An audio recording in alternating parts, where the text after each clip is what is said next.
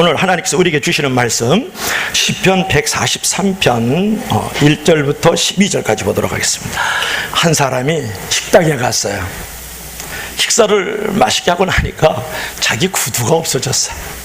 너무 화가 나가지고 주인에게 따졌죠. 아니, 내 구두 어디 갔냐고 말이지. 당장 구두값 벌어내려고. 이제 바로 그때 두 다리가 없는 장애인이 사람들의 도움을 받으면서 밥을 먹으러 식당으로 들어오는 거예요. 그 장애인의 얼굴 보니까 얼마나 밝고 명랑한지 천국 같아요. 천국의 해 같다 그러죠. 그 모습을 보고 갑자기 알 수 없는 깊은 감동과 감격을 느끼면서 그가 생각을 했어요. 아, 저 사람은 두 다리가 없으니 신발도 신을 수 없겠구나. 신발은 없어졌지만 두 다리는 있으니까 신발을 또 사서 신으면 될 것을 괜히 화를 냈구나. 그랬다라는 거야. 그때부터 늘 하나님의 은혜를 생각하고 감사하면서 어떤 처지에 있어도 그 두 다리 없는 사람을 생각하면서 나는 가진 게 많은 존재다 하면서 늘 하나님의 은혜를 생각하면서 감사하면서 인물이 되었다, 그런 말이에요. 여러분, 은혜를 아는 성도들은 기도의 클래스가 달라요. 기도의 급이 달라요. 일이 안 풀리면 하나님 다 제 탓입니다. 자비를 베푸소서, 은혜를 베푸소서 그래요. 일이 잘 풀리면 다 하나님의 은혜입니다. 이 은혜 영원히 잊지 않게 하소서, 그렇게 기도를 해요. 은혜가 있는 사람은 기도조차도 급이 다르다, 그런 말이에요. 여러분, 하나님은 자신의 부족함을 알고 하나님의 은혜를 구하는 자를 하나님의 마음을 합하게 하기 때문에 큰 은혜와 복을 계속해서 만들어 가십니다. 결국 세상에서 가장 복된 일은 뭐냐 그러면, 여러분, 돈도 아니고 재물도 아니에요. 자식도 아니에요. 남편도 아니고 아내도 아니에요. 이 세상에서 가장 복된 것은, 복된 성도들은 뭐냐면 하나님의 은혜를 기억하고 하나님의 은혜 속에 살아가는 성도인 줄로 믿을 수 있기를 바랍니다. 오늘 본문에 나오는 다윗은 지금까지 하나님의 은혜로 살았다는 그 에베네셀의 하나님, 에베네셀 모르는 분들 있죠. 지금까지 하나님이 나를 도우셨다라는 그런 감사를 늘 읊조리면서 살았던 사람이 누구냐? 바로 다윗이다. 다윗이 그러한 인물이었어요. 오늘은 다윗을 통하여서 우리가 은혜로운 삶을 살기 위해서는 어떻게 믿음의 태도를 가져야 될 것인가를 생각해 보려고 합니다. 살다 보면은 여러분, 다윗처럼 사방에서 대적이 둘러싼 것과 같은 아주 절망적인 순간을 만날 때가 많아요. 그때 최상의 살 길을 찾으려고 그러면 하나님으로부터 최상의 은혜를 받아야 되는 것이거든요. 그러기 위해서 우리가 어떻게 하나님의 그러면 최상의 길 속에 길을 가기 위해서 최상의 은혜를 받을 수 있겠는가? 본문에 나오는 다윗의 고백을 통해서 절망적인 상황에서 최상의 은혜를 받는데 가장 먼저 필요한 자세는, 따라합시다. 은혜를 기억하라. 여러분, 본문 1절 말씀을 보십시다. 여호와여, 내 기도를 들으시며 내게 간구의 길을 이루시고 주의 진실과 의로 내게 응답하소서. 참, 다윗은 왕인데도 대단하잖아요. 내 기도를 들어달라고, 내 간구의 길을 기울여달라고 말했어요. 다윗은 자신의 죄와 허물이 많은 존재임을 잘 알고 있었기 때문에 바로 이어서 하나님 앞에 의로운 인생이 누가 있겠느냐 라고 하면서 하나님의 은혜를 구하는 기도를 드리는 것을 2절에서 우리가 발견할 수가 있죠. 여러분, 바른 기도가 바른 인도를 받고 바른 기도가 바른 은혜를 받는 것이에요. 오늘 다윗이 이 시편을 쓸 때는요, 원수들이 그를 핍박하면서 그의 생명을 땅에서 엎어가지고 절망적인 암흑의 상황이었고 또한 마음의 심한 상처로 참담한 상황이었다고 3절 4절에 말씀하고 있거든요.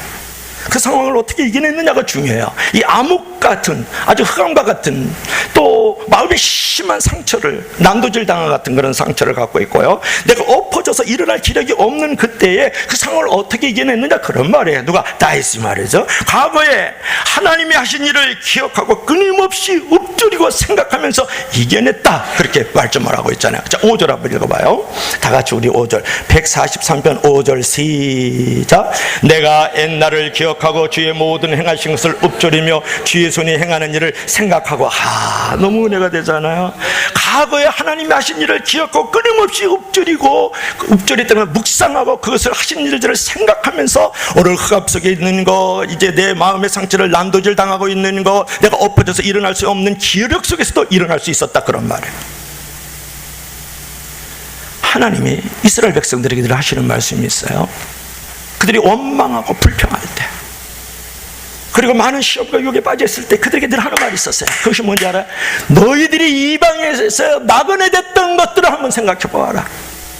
바로의 앞좌 밑에서 벽돌을 굽고 농사일을 지으면서 무서운 채찍 밑에서 신음할 때 내가 너희를 건져내지 않았느냐고.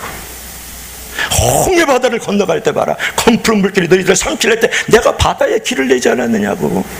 광야에서 봐라. 뭐 너희들이 씨앗을 뿌렸느냐, 식물을 거두었느냐, 나무에서 열매를 따먹었느냐, 내가 신발도 헤어지지 않고 금치 닦고 옷도 헤어지지 않도록 광야 40년을 인도해 주시지 않았느냐. 그걸 기억하라는 거. 왜 감사하지 못하느냐, 왜 하나님의 은혜를 찬양하지 못하느냐고.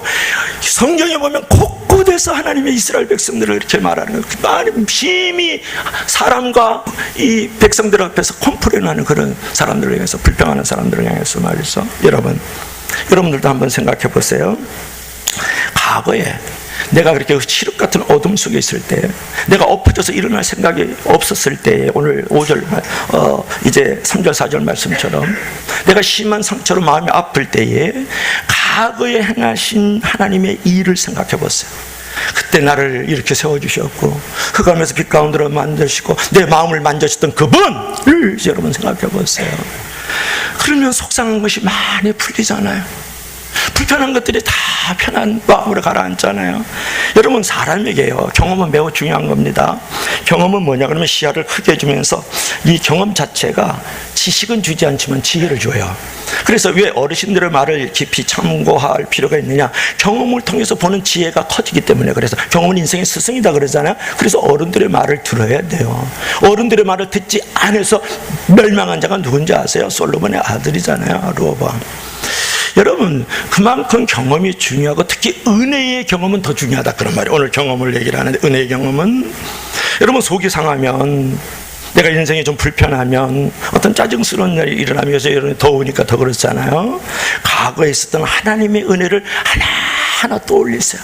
내가 어떻게 예수 믿게 되고, 어떻게 내가 어려울 때 우리 교우들과, 어떻게 우리 성도들과 목회자들과의 그런 관계성 속에서 내가 이만큼 살아왔는가를 가만히 더듬으면 하나님의 기억을, 하나님께서 내게 주신 은혜를 기억하고 읊조리고 라는 말은 묵상하다 그런 말이에요. 생각하면서 이렇게 기도합시다. 하나님, 그때의 은혜가 앞으로도 있을 줄로 믿습니다. 이렇게.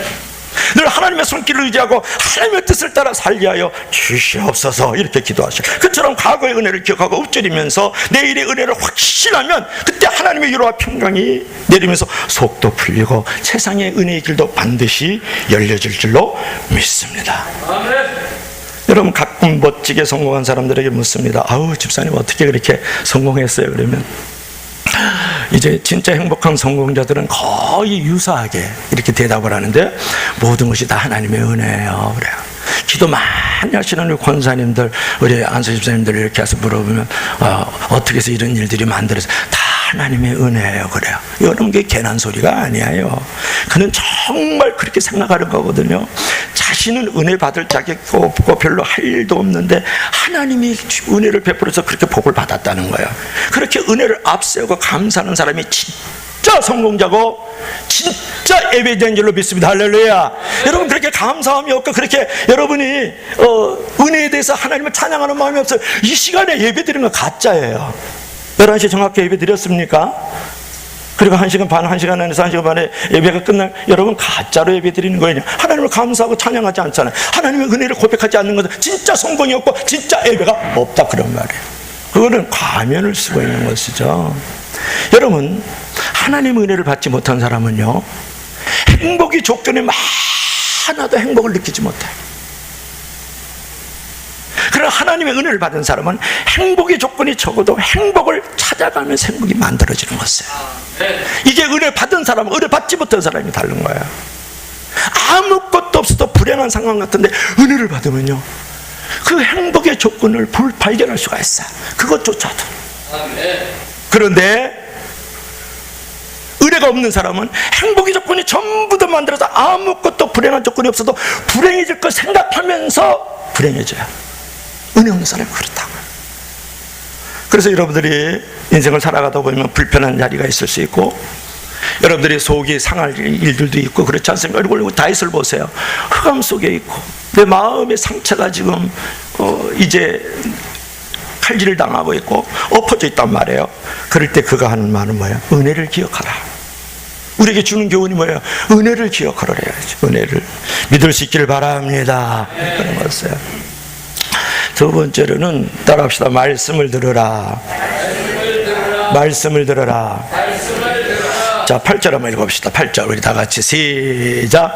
아침에 나로 하여금 주의 인자한 말씀을 듣게 하소서. 내가 주를 의뢰합니다. 아멘.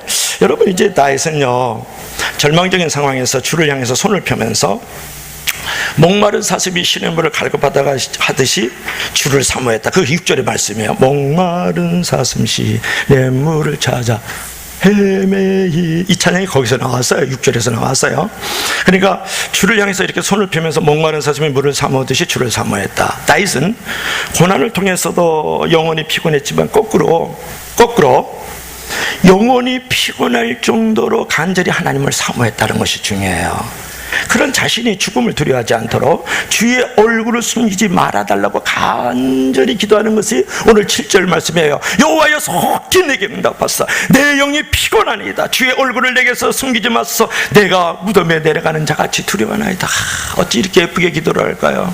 아버지, 그 집사님 잡아주시옵소서. 돈을 주시옵소서. 이런 기도만 하지 말고 다윗처럼 이런 기도 한 번씩 하시길 바랍니다. 할렐루야. 아멘도 안 하잖아. 할렐루야. 여러분들은 그냥 돈하고 그냥 권력이나 그저 예쁜 여자나 남자나 있으면 최고로 생각하기 때문에 아멘이 잘 안 나오는 거죠.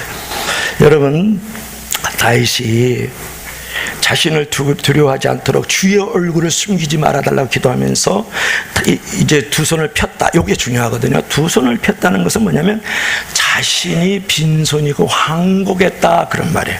두 손을 폈다. 여러분들이 찬양할 때 두 손을 펴고 저도 이렇게 두 손을 들고 찬양을 많이 하는데 이것은 뭐냐면 하나님 앞에 항복했습니다. 하나님의 나는 빈손입니다. 이렇게 기도를 하고 있는 모습을 우리가 발견할 수 있어요. 여러분들이 하나님 앞에 섰을 때에, 기도하고 찬양할 때에 내 안에 내가 너무 많아요. 근심 걱정도 많고, 집에 나온 거 어떻게 이제 가스는 불을 켜놨는지 안 켜놨는지 그런 것도 걱정이 되고, 집에 가면 오늘 또 수박을 먹을까 참외를 먹을까 자두를 먹을까 이런 생각도 많고, 이 무더운 날에 휴가철을 어디로 보내야 될까 봐 이런 사람들 많이 있는데, 여러분 하나님 앞에 빈손으로 좀 나오세요. 하나님 앞에 항복하는 마음으로 좀 나오면 좋겠어요. 여러분, 사람의 인정을 받으려고 하면 손에 소유가 가득하고 남을 항복시켜야 돼요. 사람의 인정을 받으려면. 그렇죠. 반면에 하나님의 인정을 받으면 아무것도 없어요. 아무것도 아닙니다라고 고백을 할 줄 알길 바랍니다. 할렐루야. 그때부터 은혜의 그릇이 준비가 되는 거거든요. 하나님을 사모하고 하나님 앞에 항복하면 어떤 절망적인 상황에서 딛고 일어설 수 있는 그 자리와 그릇이 만들어지기 시작해요. 왜냐하면 왜 그럴까요? 은혜의 힘이 그때의 그 은혜로 말미암아서 힘이 생겨서 이겨나갈 수 있는 것이 그때 만들어지는 거거든요. 여러분, 본 8절 말씀을 보세요. 아침에 나로 하여금 주의 인자한 말씀을 듣게 하소서. 내가 주를 의뢰함이니이다. 내가 다닐 길을 알게 하소서. 내가 내 영혼을 주께 드림이니이다. 이 구절을 보면 다윗이 새벽 기도를 했는데 참 은혜스러운 구절이에요. 아침에 나로 하여금 주의 말씀을 듣게 해서 듣기만 하라 그랬어요? 아니요. 여러분, 말씀을 많이 들어요. 순종하는 데까지 나가야 되는데, 또 그 말씀을 붙들고 생명을 걸어야 되는데 말씀 듣기를 좋아하잖아요. 매우 위험한 거예요. 왜냐? 머리만 있지 손발이 없는 사람과 같아요. 보세요. 아침에 주의 인자한 말씀을 듣게 하소서. 내가 주를 의뢰합니다. 그 다음에 뭐라 그래? 내게 다닐 길을 알게 하소서. 내가 내 영혼을 주께 드림이니이다. 그래서 말씀을 들으면 내가 주께서 말씀하신 그 길을 걸어가고 내 자신을 드리겠다, 그런 말이에요. 이게 전적 은혜를 받은 사람의 전적 헌신을 말하는 것이죠. 여러분, 그는 고난 중에도 하루에 첫 시간을 하나님께 드리면서 하나님을 의뢰하는 자신에게 주의 인자한 말씀을 들려달라고 기도하잖아요. 또 말씀을 통해서 자신이 가야 할 길을 다 알려달라고 하면서 자신의 영혼과 몸을 하나님께 드리겠다고 말씀하고 있잖아요. 드림이 되는 거예요. 드리지 않으면 어떤 꿈도 어떤 설명도 어떤 비전도 이루어지지 않습니다. 여러분이 분방 공부하는 거 하나 하는 것도 마찬가지예요. 하나님 앞에 내 자신을 드리지 않고 드림이 없으면 그 꿈과 내가 가지고 있는 사명과 그 비전을 이룰 수가 없잖아요. 이 무더운 여름 날씨에 하루에 몇 번 깹니까? 나는 새벽에 한 5번에서 10번 깨거든요. 더워가지고. 에어컨 꼈다가 다시 끄고 계속 켜놓으면 추워지니까 또 전기세도 많이 나가니까. 그럴 때 새벽에 한번 나오면 어떨까요? 일주일 다 안 나와도. 새벽을 한번 나오면 어떻겠어요? 잠이 안 오는데. 교회 오면 너무너무 시원하거든요. 말씀만 시원한 게 아니에요. 낮에 보면 교회 피신한 사람 되게 많아요. 피난처로 생각하고 와 이래서 너무너무 시원해. 에어컨 팍, 복도만 있어도 막 오는 느낌이거든요. 여러분, 하나님이 인자한 말씀이 언제 임하느냐? 여러 가지로 임하죠. 뭐 버스 타고 가다가도 임할 수 있고, 그죠? 수영하다가도 임할 수 있지만 대부분은 하루의 첫 시간을 하나님을 의뢰하고 하나님의 뜻을 행하겠다고 결단하고 다짐할 때 그 음성이 들리지 않겠어요? 영혼에 하나님의 말씀에 채워질 때 무엇보다 가장 중요한 은혜는 뭔지 아세요? 물질과 명예와 세상 것에 집착하지 않고 자유하게 된다는 것이에요. 환경으로부터 자유하게 되는 것은 뭔지 아니까 말씀이에요. 내가 물질로부터의 자유함, 환경으로부터의 자유함, 사람으로부터의 자유함이 어디서 옵니까? 수영장에 가면 됩니까? 미끄럼틀 쫙 들면서 할렐루야 그러면서 물속에 풍 들어가면 자유해집니까? 아니 그 텐트 밑에 들어가서 뭐하러 그죠? 교회 다니는 사람이 삼겹살 구우면서 왜 소주는 왜 깝니까? 수박 퍽퍽 보면서 하모니카 부다가 자유해집니까? 그렇지 않잖아요. 하나님의 말씀이요 여러분에게 들어오면 환경에서 자유함을 주는 줄로 믿습니다. 할렐루야. 하나님의 말씀이 여러분의 심령에 들어오면 물질에서 자유함을 주는 줄로 믿습니다. 할렐루야. 하나님의 말씀이 여러분 안에 들어오면 거기서 사람에게 자유함을 얻을 수 있다. 믿으시면 다 같이 큰 소리로 아멘 합시다. 이 놀라운 신비를 오늘 다윗이 우리에게 교훈하고 있잖아. 영혼을 물질과 명예로 채우려고 하면 집착과 불안에 빠지지만 말씀과 의뢰로 채우면 자유와 평안을 얻고 동시에 세상의 은혜로 인도함을 받는다. 그런 말이에요. 여러분의 심령을 무엇으로 채우고 있어요? 친구로? 술로? 일로? 사업으로? 중요하지만 우선순위는 그게 아니다. 그런 말이에요. 여러분 누가 찾아오셨습니까? 예수님께서. 어디로? 바다로. 피서하러? No. 베드로가 밤새 그물을 던지고 또 던지고 또 던지고 거두고 또 거둬도 요즘 말로 하면 성경에는 없지만 피라미 한 마리 못 잡았어요. 그물을 싣고 있는데 주님께서 오시잖아요. 베드로야, 베드로야 딱 해서 깊은 바다라서 그물을 내려라 그래요. 그러니까 베드로가 밤새 그물을 내렸는데 예수님이 말씀하니까 아멘, 믿음으로 아멘 그렇게 말하고 듣지만 않고 순종해서 배를 띄우고 예수님을 모시고 내려가서 그물을 내리잖아요. 그때 주님께서 말씀으로 먼저 베드로와 그 배를 채워줬다는 것이 중요해요. 그래서 그물이 찢어지도록 고기를 잡는 것을. 이게 얼마나 중요한 일이에요. 말씀으로 먼저 채웠어요. 여러분 속이 상합니까? 불편합니까? 시험이 있습니까? 괴롭습니까? 내가 뭐 자꾸 묶여 있습니까? 하나님의 말씀으로 먼저 채웠어요. 그러면 거기서 은혜가 채워지면서 물질도 채워지게 되고 물질이 없어도 그것을 넘어갈 수 있는 힘이 은혜 안에 있는 것이에요. 그래서 예수 믿는 것이 복음의 신비가 이런 것이에요. 말씀의 신비가 이런 것이라고요. 종말론이라 가지고 이 14만 4천 안에 들어오면 안 들어오면 구원 못 받는다는 소리는 하고 있고 말이죠. 언제 예수님을 좀 이렇게 긴장하고 신부처럼 준비를 겁박이 나고 있고 영적으로 그 영적 속박이에요. 구원받은 이유는 바로 살고 잘 사는 게 중요해서. 그러니까 우리가 여러분이 물질로 이렇게 채워지기 전에 은혜로 먼저 채웠어요. 그럼 물질이 있든 없든 나는 이겨나갈 수 있는 힘이 거기에 있다. 그런 말이에요. 여러분 물질이 많아도요 은혜가 없는 사람은요 물질조차도 잊어버리고 나도 잊어버려요. 근데 은혜가 있는 사람은 나도 지켜지고 그 물질도 계속 보존할 수 있는 복된 사람이 된다고요. 어떤 사람은 물질은 많은데 그 영혼이 얼마나 파리하고 창백하고 집착하고 집요하게 노예가 되어 있는지 몰라요. 근데 어떤 사람은 물질이 없는데 세상 것을 특별히 자랑할 게 없는데 얼마나 자유롭고 얼마나 평안하고 기쁘게 룰루랄라 하면서 사는지 몰라요. 왜냐? 그 안에 은혜가 있기 때문에 그래요. 믿으시면 다 같이 아멘 합시다. 그러므로 여러분 하나님의 말씀을 들을 뿐만 아니라 말씀을 의지하고 내가 그 길을 가겠나 의뢰하겠나이다. 그랬을 때 그 말씀을 통해서 은혜의 통로가 만들어지는 줄로 믿습니다. 할렐루야. 이것이 다윗이 우리에게 두 번째로 가르쳐주는 교훈이잖아요. 자, 세 번째로 따라합시다. 주님께 피하라. 자, 오늘 9절 한번 읽어봅시다. 9절. 자, 그런 의미에서 말씀 한번 크게 한번 읽어봐요. 시작. 여호와여 나를 내 원수들에게서 건지소서. 내가 주께 피하여 숨었나이다. 여러분 힘들 때 하나님께 피하세요. 하나님께. 사람에게 피하기도 하고 하나님께도 반드시 피해야 됩니다. 어떤 분은 하나님께만, 어떤 사람에게만 그러면 안 돼요. 우리는 수직적으로 수평적으로 다 몸과 영을 갖고 있기 때문에 다 피해야 되죠. 우선순위는 어디 있어요? 하나님께 피하라. 힘들 때, 불편할 때, 시험 들 때, 어려울 때 미신과 기적을 찾아다니지도 마십시오. 자기를 피난처라고 생각하는 이단 사이비 교주라는 특별한 그런 사람들을 더 멀리 하십시오. 여러분, 절망적인 순간에 찾아왔을 때 무엇보다 사람을 찾아지는 것 먼저 하나님께 피하는 행위가 은혜를 받기 시작하는 통로예요. 절망적인 순간에 밖으로 뛰어다니면서 이것저것 쳐다보지 말고 무릎 꿇고 기도하고 현재 섬기는 자리에서 더욱더 섬기려는 것이 바로 하나님께 피하는 행위인 줄로 믿을 수 있기를 바랍니다. 그래서 우리가 하나님을 피하지 말고 어떻게 해요? 하나님께 피할 줄 알아야 돼. 많은 사람들이 어떤 불편한 일이 벌어지고요, 괴로운 일이 당하고 조금 뭐 이렇게 갈등이 있으면요, 하나님을 피해요.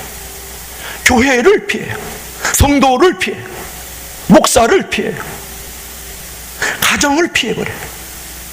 그러면 더 악화되고 꼴리는 것을 어떻게 피해야 돼? 하나님께 피해야 돼. 오늘 다윗이 고백하잖아요. 원수의 손에서 벗어나기 위해서 하나님께 피하나이다. 교회로 피하고, 아멘 할 때까지 교회로 피하세요. 성도에게 피하십시오. 하나님께 피해야 되죠. 한 번이라도 더 기도에 나오고, 기도의 자리, 그게 피하는 거잖아요. 또 말씀의 자리로 들어가야 되잖아요. 엉뚱한 소리 듣고 있어요, 그죠? 그래서 하나님을 피하는 행위와 하나님께 피하는 행위를 잘 구분해야만 이단 사이에도 빠지지 않고 시험과 유혹에도 빠지지 않고 내 삶에 불편하고도 괴로운 일에서도 벗어날 수가 있다고요. 이 놀라운 길을 우리에게 베풀어 줬잖아요. 어떤 사람은 괴로우면 술을, 속이 상하면 술을 퍼마세요. 어떤 사람은 차를 가서 부르고, 어떤 사람은 이불을 뒤집어 쓰고 아무도 안 만나요. 어떤 사람은 친구만 만나러 가. 친구만. 일이 터지면 술, 과속, 이불, 친구. 그래서 문제 해결이 됩니까? 그래도 속이 풀리고 불편한 일이 벗어지는 거 아니에요. 여러분, 속상할 때는 하나님께 피하시기를 바랍니다. 하나님께 피한다니까 하나님 보이지도 않는데, 아유, 손도 없는데 안 보이는데 어떻게 피해요? 안 보이죠. 그게 교회로 피하는 거예요. 그게 말씀으로 피하는 거예요. 그게 기도하는 자리로 피하는 거예요. 성도들끼리 교제하는 자리로 피하는 거예요.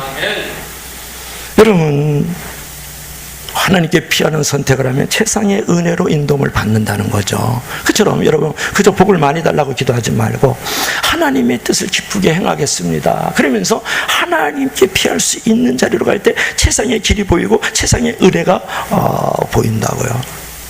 이번에 금요일날 이제 금요기도를 마치고 나서 집에 갔더니 이제 더 사운드 오브 뮤직이라는 그 영화를 합니다. 다 못 봤어요. 지쳐서 막 그 한 2시간 3시간 막 하니까 그거 보고 이제 여기서 끝나고 하면은 KBS에서 뭐를 하냐면 7080 그 배철수 나와서 그 7080 가요 무대예요. 그거 보면서 일단 풀어요. 제가 한번 풀어. 다 보지는 않고, 그러면 이제 이쪽으로 돌아가면 이제 영화가 나오는데, 더 사운드 오브 뮤직에서 이제 그 수녀가, 그 이제 수녀 인턴 과정이지, 수녀 전문이라 그래야 되겠죠. 그래갖고 노래 가르치러 오잖아요. 그 장교 집에 왔는데 이제 다시 수녀로 들어갔는데, 지금 이 장교를 사랑해야 되느냐, 다시 그 집에 가가 장교를 좋아하니까, 그래서 애들이 지금 도레미파솔라시도 7명이 있잖아요. 그래가지고 걔들을 사랑하면서 키울 것이냐, 아니면 수녀원에서 영원히 종신 선언을 할 것이냐, 그런 고백이 있어요. 그때 누가 오냐 그러면 대장 수녀가 와요. 그걸 갖다 무슨 수녀라 그래, 와가지고 불렀어요. 너무 고민을 많이 하고 있으니까 그 여자 주인공이 불러니까, 뭐가 고민이냐, 그 장교만 보면 저는 너 얼굴을 듣지 못해요. 쳐다보죠. 왜 그래? 너무 사랑했어요. 그래? 그러면 내 말을 잘 들어라. 그러는 거야. 그러더니 그 대장 수녀가 하는 말이, 제가 즐겨 쓰는 단어인데, 하나의 문이 닫혀지면 하나의 문이 열린다 그러는 거야. 그래서 이걸 닫아버리고, 수녀의 종신선언하는 거 닫아버리고, 종신선언하지 말고 빨리 장교집으로 가라 그러더라고요. 할렐루야. 여러분들은 늘 삶이 지치고 고달프니까 이 감흥이 없잖아요, 그죠? 그건 어쩔 수 없어요. 그건 하나님의 운명이기 때문에 어쩔 수 없어요. 그래가 가가지고 그 집에 들어가서 막 더는 더 어쩌고 저쩌고 그러면서 가족들하고 이제 행복하게 장기하고 결혼하는 게 끝이야. 그게 내가 그때 이 수녀가 어디로 갔냐면 그 장교집에서 나올 때 술집으로 안 갔어요. 바로 안 갔다 와요. 또 친구들 만나러 안 갔다가 어제 수도를 다시 들어갔잖아요. 그 수도는 다시 들어가는 게 어렵거든요. 수도를 들어가서 거기서 기도하다가 대장 수녀 만나가지고 문제 해결 받는 거예요. 그래가지고 그 장교랑 결혼해서 영원히 잘 살았답니다. 그게 이제 영화의 전체적인 사운드 오브 뮤직이에요. 못 본 사람은 가서 보길 바라요. 그래서 무료로 다운받을 수 있어요. 그러니까 이제 그런 부분이 있단 말이에요. 그러니까 여러분들이 지금 무슨 얘기를 하냐 그러면 여러분의 시험이 있을 수 있죠. 유혹이 빠질 수도 있죠. 또 여러 가지 불편하고 괴로운 일이 뭐 가정 안에 없어요. 자식 하나 키우는데도 그런 일이 있습니다. 교회라는 공동체 있을 수 있고요. 여러분의 직장이나 사업이다 다 그런 일이 있었죠. 그럴 때 무엇을 해야 돼요? 하나님께 피하세요. 수녀가 수도원으로 들어가는 것처럼 말이죠. 이런 말씀 속으로 들어 교회로 들어와야 되고 성도끼리 들어와야 되고 교장으로 들어와야 되죠. 거기서 여러분이 은혜를 받으면 문제가 해결되는 줄로 믿습니다. 할렐루야. 그다음에 마지막 따라서 종이 되어라. 자, 마지막 11절 12절만 읽읍시다. 마지막이니까 시작. 주의 인자하심으로 나의 원수들을 끊으시고 내 영혼을 괴롭게 하는 자를 다 멸하소서. 나는 주의 종이니이다. 아멘. 나는 이 말씀이 너무 좋아요. 이건 너무 좋은 말씀이에요. 주의 이름이 높아지고 11절에 주의 의가 실현되길 원하면서 주의 구원과 인자심을 이제 기도할 뿐만 아니라 저는 주의 종입니다 그러면서 철저한 종의의식을 가지고 기도를 마치고 있는 이 다윗을 보세요. 하나님이 그 기도를 얼마나 기뻐하시겠어요. 왜 하나님은 다윗을 내 마음에 합한 자라 그랬겠어요. 첫째. 두 번째로 왜 하나님이 다윗의 왕권을 영원하라고 축복해 주겠어요. 셋째, 어떻게 다윗을 통해서 메시아가 탄생하는 축복을 주었겠어요. 왜 그랬을까요? 종의의식이 있었기 때문에. 여러분, 교회 안에서는 종의 의식은 중요합니다. 종의의식이 중요하고 주인의식도 중요합니다. 주인의식을 가지려고 그러면 종의의식을 갖지 않고는 주인의식을 가질 수가 없어요. 주인의식을 갖는 사람은 반드시 또 종의의식을 가져야 돼요. 근데 내가 주인이라는 생각을 가지고 내가 주인에서 권리를 행사하고 내 마음대로 주장하고 내 마음대로 판단하면 안 된다는 것이 중요하죠. 다윗은 안 그랬다는 거예요. 여러분, 세상에서요 가장 복된 모습은 왕이 종의의식을 가지고 겸손하게 행동하는 거거든요. 여러분, 우리는 왕 같은 존재이면서 동시에 종이에요. 우리는 종 같은 존재이면서 동시에 왕이에요. 우리는 하나님을 모시고 있는 우리는 군복 왕들이거든요. 그러면서도 저는 그래요. 어떤 분이 저한테 목사님 사역이 어때요? 그러면 제가 나는 잡탕 사역이에요. 그래요. 그럼 그 사람이 나쁘게 생각을 해요. 잡탕 사역을 한다 그러면 뭐래? 나는 빗자루도 들고요, 유리창도 닦고, 그냥 같이 배식도 하고요, 말씀도 안 하고요, 의자도 정리하고요, 그리고 또 앉아갖고, 성경도 말씀도 선포하고 그래요. 잡탕사에 간다니까 깜짝 놀래요. 그래요? 목사님 되게 이렇게 좀 교회에서 학대받는 줄 알아요? 아니에요. 제가 그래요. 예수님은 족탕 사역을 하셨습니다. 그래요. 그건 내가 만든 거예요. 어디서 책이 안 나와요. 예수님 발을 씻어주는 사역을 했다고요. 여기 여러분 중요한 메시지가 있어요. 여러분은 잡탕 사역을 하셔야 돼요. 저는 빗자루 드는 거 행복하게 생각합니다. 집에서는 빗자루 안 들어요. 교회는 얼마나 행복한지 몰라요. 이 행복이 왜 안 오는 줄 아세요? 교회 오면 왜 불편해요? 왜 신기가 이렇게 좀 괴로워요? 종의의식을 잊어버렸어요. 예수님은 족탕 사역을 하셨다니까요. 예수님은 교회 오셔가지고 성도들의 발을 닦아줬다 그런 말이에요. 냄새나는 발을. 그때는 샌들 신고 다녔잖아요. 지금은 구두라도 신지요. 목사가 그걸 왜 못합니까? 왜 빗자루 왜 못 들어요? 왜 걸레질 갖고 이거 카페트를 못 닦습니까? 왜 휴지 못 찍습니까? 여러분 왜 못하세요? 나 즐거운데요. 목사가 월급 주니까 그거하고 다르죠. 여러분, 종에게는 자신 것도 없고 자신도 없는 거예요. 뭘 말해요? 종은 자신의 감정도 없는 것이고 당신의 소유도 없다, 그런 말을. 누가 그랬어요? 다윗이 그랬다고요. 다윗은 정말 위대한 사람이에요. 그가 비록 간음을 행하고 때로는 살인 교사를 했습니다. 그럼에도 불구하고 하나님의 마음에 합한 자의 그의 왕권이 영원히 대대히 이루어지고 그의 족보에서 유다 지파거든요. 그래서 메시아가 거기서 탄생을 한 놀라운 축복을 받는 이유는 뭐냐면, 아버지 저는 주의 종이니이다. 이게 오늘 시편 143편 12절 마지막 절이었어요. 마지막 절의 말씀이었어요. 내가 하나님의 종이라는 생각을 해요. 왜 물질의 종입니까?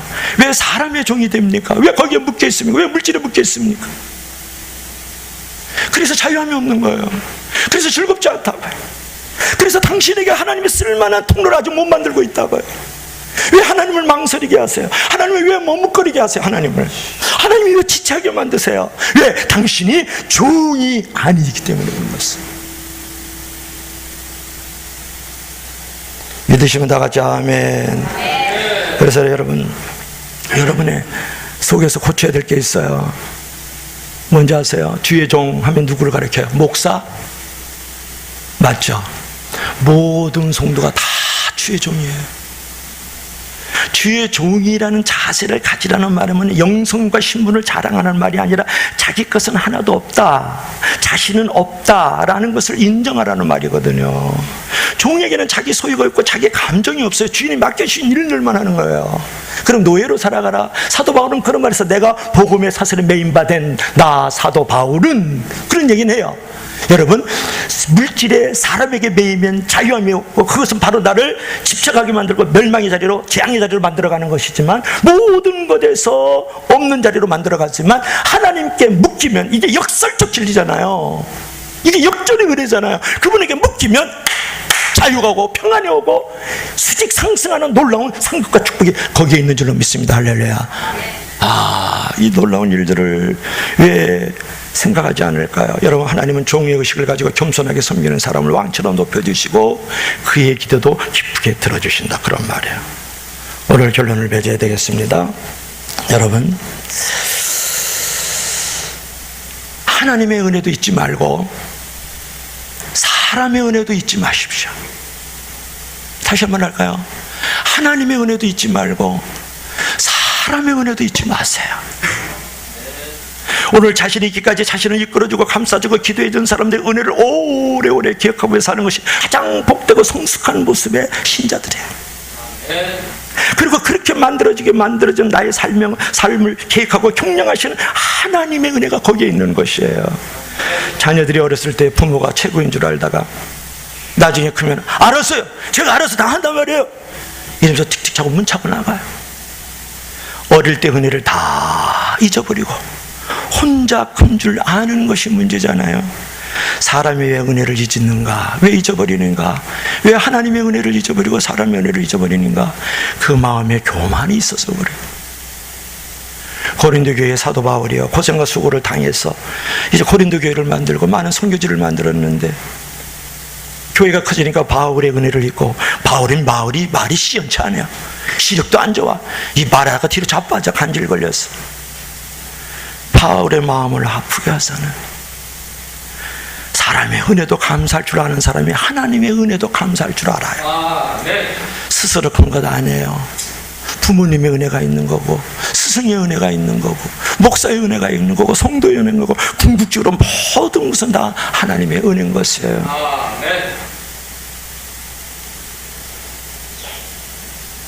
여러분, 하나님의 은혜의 크신 은혜를 늘 기억하면서 살라, 그런 말이에요. 걔는 주인이요, 10번 잘못해도 한 번 잘해주면 그 한 번 잘해준 것을 기억해서 주인을 따른다는 거 아니에요. 고양이는 주인이 10번 잘해줘도 한 번 잘못해주면 그 한 번 잘못한 것을 기억하고 주인의 눈치를 본다는 것이에요. 잘못한 것보다도 잘해준 것을 오래오래 생생하게 기억하는 거룩한 기억력을 가져야 돼요. 하나님 베푸신 은혜, 사람을 통해서 베푸신 그 은혜를 오래오래 기억하는 것이에요.